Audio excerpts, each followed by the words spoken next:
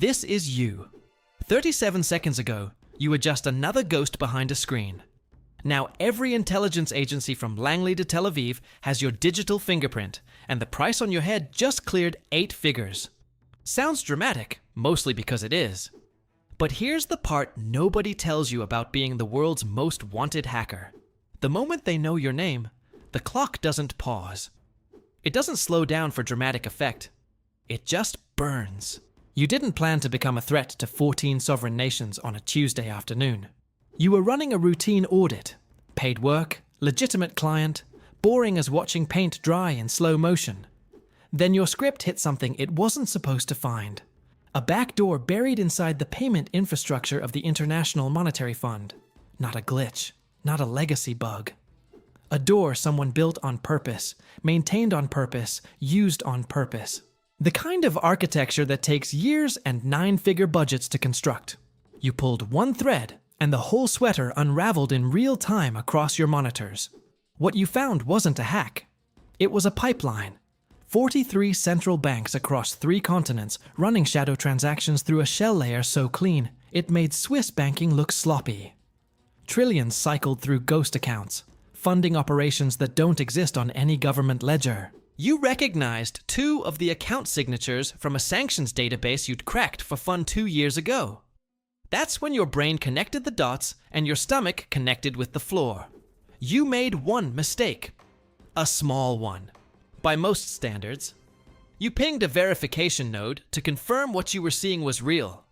Rookie move. That ping left a trace the size of a neon sign, and within 90 seconds, 14 different monitoring systems across 14 different countries flagged an unauthorized presence in the most protected financial architecture on the planet. Game on. Your apartment in Lisbon felt safe 6 hours ago. 3 monitors, blackout curtains, a router chained through 7 proxy layers across different continents. You built this setup over 4 years with the paranoia of someone who always assumed this day would come. The difference between assuming it and living it is the difference between reading about a car crash and being the one crawling out of the wreckage. You're already moving before conscious thought kicks in. Bug out bag from under the floorboard. The real one, not the decoy by the door. Laptop wiped with a 3-pass algorithm that overwrites everything including the overwrite. SIM card snapped in half. You're out the window and down the fire escape before the first unmarked vehicle turns onto your street. And you know it's unmarked because it's moving too carefully. Cops drive fast. People hunting you drive careful. Here's what separates you from every other hacker who's ever burned. You've gamed this scenario in your head 800 times. You know exactly how the first 48 hours work. The first 6 hours, they're pulling records, cross-referencing, building the picture. Hours 6 through 24, the picture is built and the net starts tightening. Hour 48 is when the net closes. Your entire survival strategy lives in that gap. You have less than 2 days to become someone who doesn't exist. The city works in your favor for now. Lisbon's camera coverage has 3 dead zones you mapped personally, not from paranoia. From habit. You move through them like water finding cracks in concrete. The encrypted burner you kept vacuum sealed in the bag connects to a pre-loaded satellite relay that bounces your signal through Estonia before it hits anywhere useful.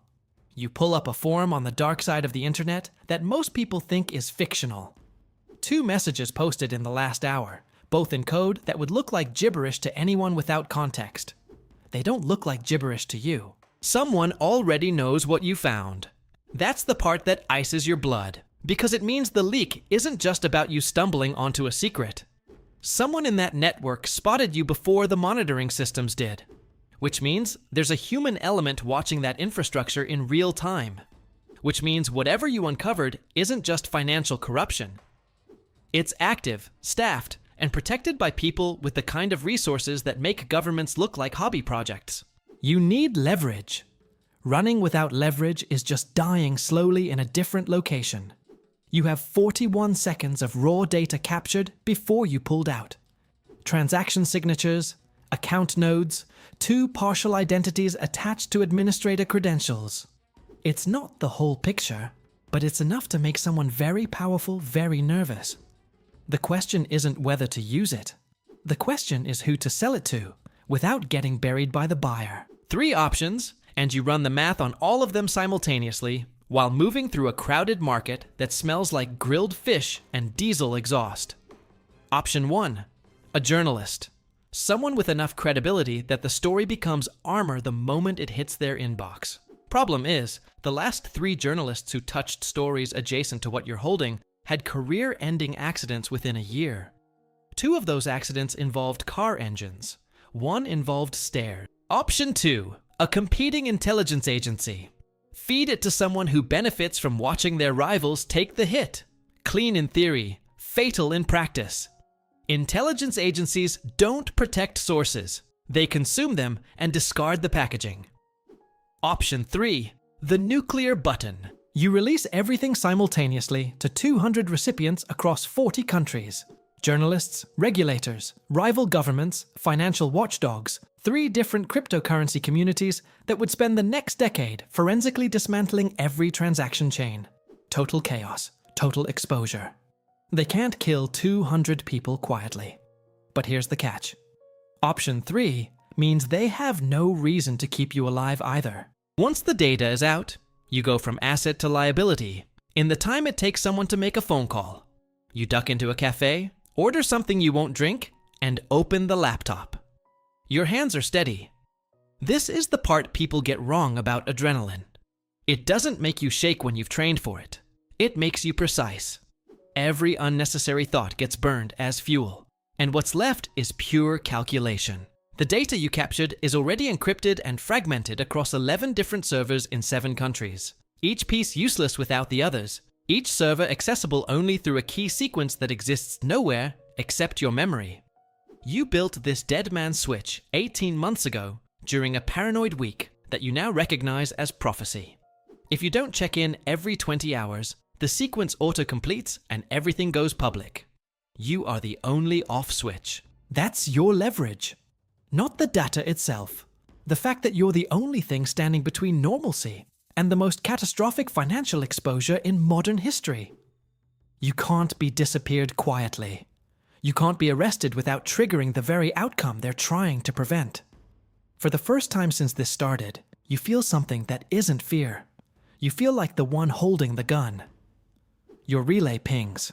1 message, no sender ID, 12 words in a cipher you recognize from a conversation 3 years ago that you assumed was hypothetical. We know what you found. We found it first. We need a cook, not a witness. The cafe noise disappears. Every sound in the room drops to a frequency below meaning. Someone didn't just track you here. Someone's been ahead of you this entire time. And they're not offering you a threat. They're offering you a job. You stare at the message until the letters stop being letters and start being a decision with no clean answer on either side. Close the laptop and run. And run forever from everyone, including whoever just proved they're faster than 14 governments combined.